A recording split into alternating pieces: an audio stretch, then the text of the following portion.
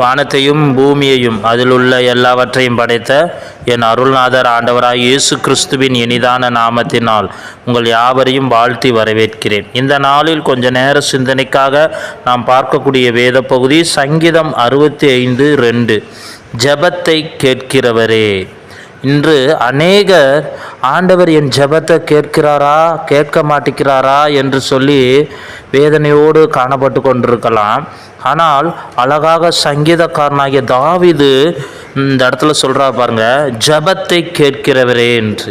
இன்னைக்கு உன்னுடைய ஜெபம் கேட்கப்படுகிறதா கேட்கப்படவில்லையா என்று சொல்லி நீ ஒருவேளை சோர்ந்து போய் இருக்கலாம். அப்படி இருக்கிற உன்னை பார்த்து ஆண்டவர் சொல்லுகிறார், உன் ஜெபத்தை கேட்கிறார். உன் ஜெபத்தை புறம்பே தள்ள மாட்டார். அவர் யாருடைய ஜெபத்தை புறம்பே தள்ளுவார் என்றால் பாவிகளுடைய ஜெபத்தை தான் புறம்பே தள்ளுவார்.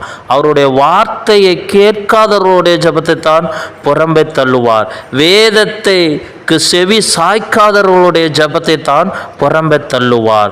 அவருடைய சந்நிதியில் வந்து நீ உன்னை தாழ்த்தி, ஆண்டவரே என் ஜெபத்துக்கு பதில் தாங்க அப்படின்னு கேட்கும் பொழுது நிச்சயம் உன் ஜெபத்துக்கு பதில் தருவார்.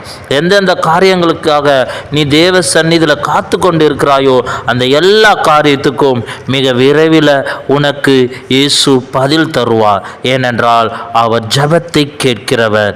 அதனால்தான் மாம்சமான யாவரும் அவரிடத்தில் கடந்து வராங்க. சோர்ந்து போகாதீங்க.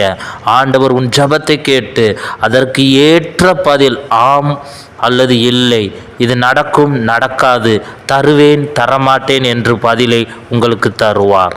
ஆமென்.